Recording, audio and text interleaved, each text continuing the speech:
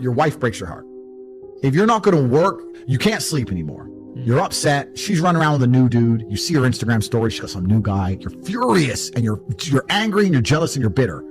You have all of this inside of you, but you're not going to go to the gym and work hard and become so fantastically in shape and so rich and so powerful that no girl ever leaves you again. You're not going to do that. No. What are you going to do with it? Text her? Try and explain to her? She doesn't care. Like, you can write the most perfect English. You can write the most beautiful words ever constructed. Forget Shakespeare. You can do, it doesn't matter. She doesn't care. She just doesn't care. She's distracted. She forgot about you. She forgot about you. So what are you going to do with all of that inside of you if it's not positive? Well, it's going to consume you and you're going to end up self-destructive, or you're going to embarrass yourself, or you can take all of that and put yourself in a position where it never happens to you again.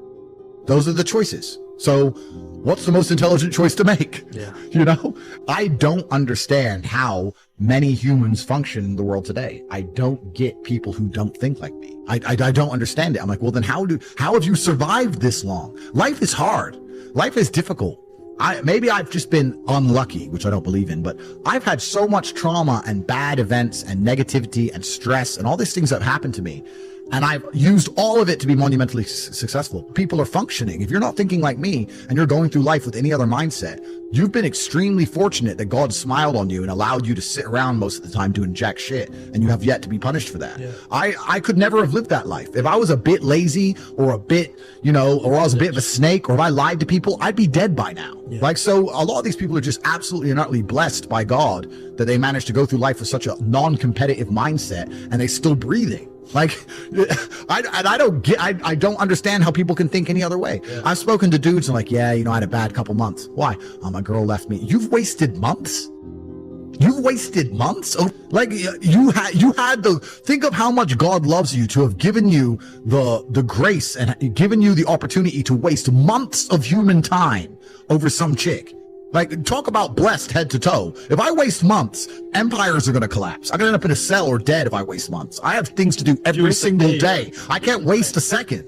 Like, these people are just absolutely infinitely blessed. And their mindset is a product of that because they're spoiled children. Absolutely spoiled children. Because there's a whole bunch of people out here daily who fail. There are men out here who fail daily and they have yet to feel the true consequence for it. They fail to go to the gym when they know they should have gone to the gym. They fail because they forgot their keys and it took them 10 minutes to find them. They fail because they replied to a question they got sent on WhatsApp the wrong way. They fail because they didn't smile when they were supposed to. They didn't say please and thank you to that person who helped them. They fail because they didn't say hi to that girl who's looking at them out the corner of their eye. They just fail perpetually. They go through life missing every opportunity and just failing. And somehow we've built a society which is so soft and God is so giving and so graceful that they still have a place to eat and somewhere to sleep, and they're still surviving.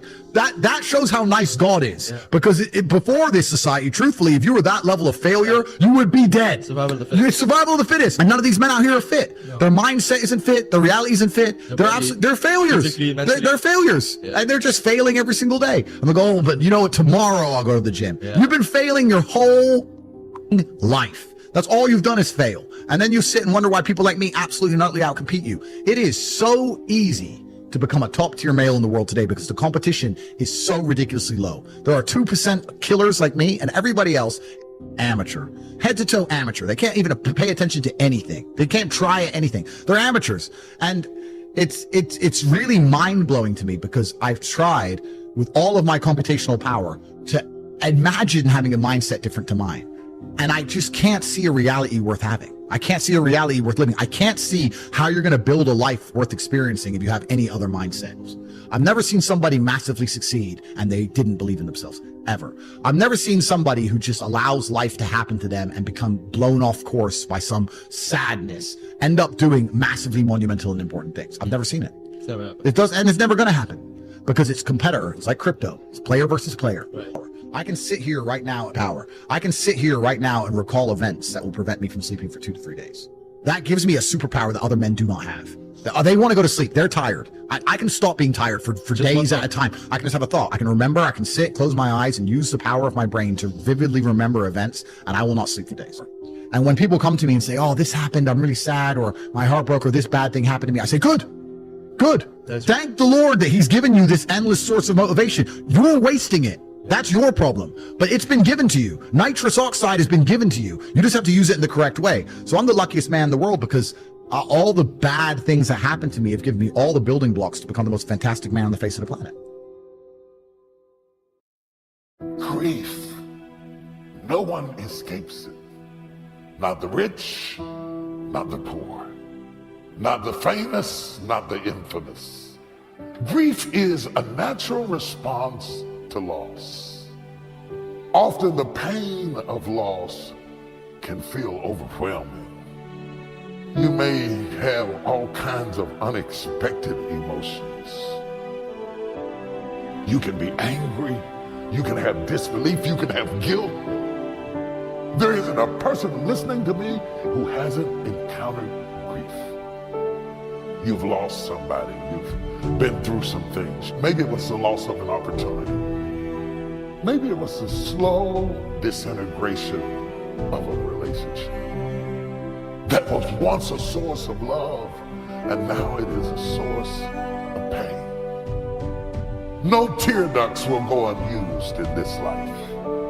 The moment the doctor slapped your bottom, you came out of your mama crying. There is no way around it. There is no injection for grief, no medication for grief. It doesn't matter how intellectual you might be, how wealthy, or even how spiritual you may be. Grief without discrimination comes to everybody.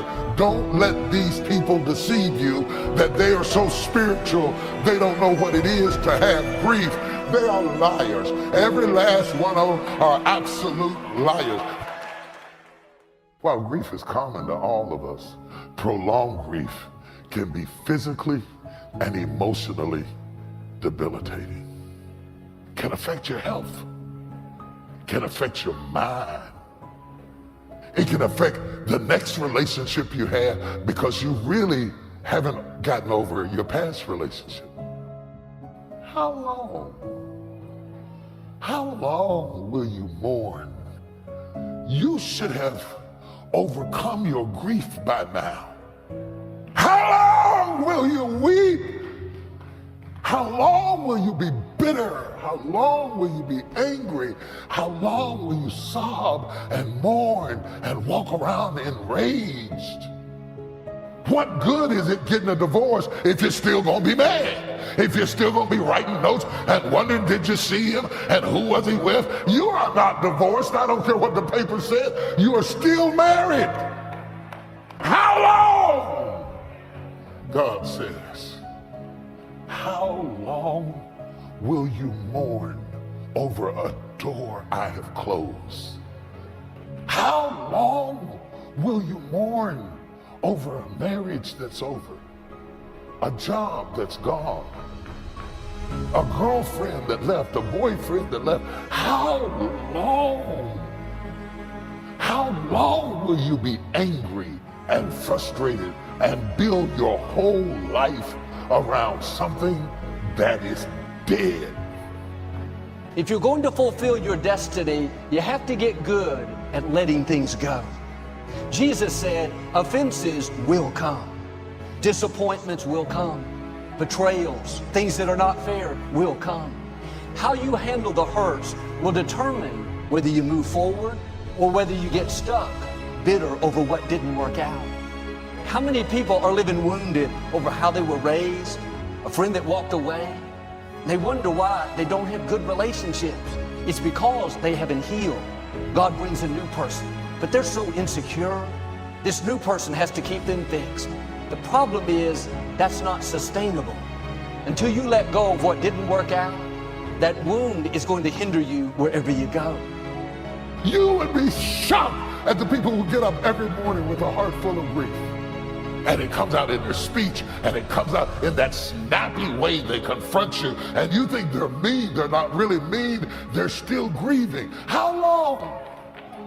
How long does it take to get over a person? How long will you put your future on hold, mulling over your past? How long? I came to get somebody unstuck. I came to get somebody free. You cannot spend the rest of your life grieving over who didn't love you, who wasn't there for you. You're stuck. God did not create you to be stuck with a heart full of grief. It's why you can't fall in love. It's not that there's nobody to love. It's that you haven't gotten over who you used to love. How long will you be angry? How long will you keep checking their Facebook page? How long will you keep investigating somebody who's not even thinking about you anymore? How long will you mourn around the tomb of what didn't work out? There are some times in your life that you gotta get up, wash your face, go on with your life. Life is too short for grieving over who didn't want you, who left you, the job you didn't get, the house that you didn't close on. How long? I don't know who I'm preaching to. You are not yourself. You were not created for this. You were not created to be stuck like this. God wants your nerves and cells and bone and muscles to move. Somebody shout, move. I will not spend the rest of my life hanging around the cemetery of what could have been, what ought to have been. Look, man, if you got something that's been bothering you in your life, get past it. Don't lay that wallowing in your past, man. Your past is back there. It's much more freeing when you learn to let things go. Wasn't fair? That's okay. God will be your vindicator. They hurt you once. Don't let them continue to hurt you by holding on to it. Living in mourning is going to keep the new doors from opening. I want you to think about somebody that caused you some pain. Let me tell you something about the mind. Tell you something super stupid that I used to do. Do you know for years I hated my mother and my father, whoever they were, because they gave me away? And guess what? I didn't have any faces for the hatred because I never saw either one of them. And then once I forgave them and said, had they not given me away, I would have never been blessed to have the mother that I have, who to me is the greatest mother in the world. You can't change the past, but you can reinterpret how you see it. Give an interpretation that empowers you. Now let that luggage go. Think about somebody that you've hurt, somebody that you've disappointed, or someone that has hurt you. Look at them in your mind's eye and say, I forgive you. Boy, that's a heavy load to let off. I want you to live in a continual process of forgiveness. Every day, we should be ready to forgive.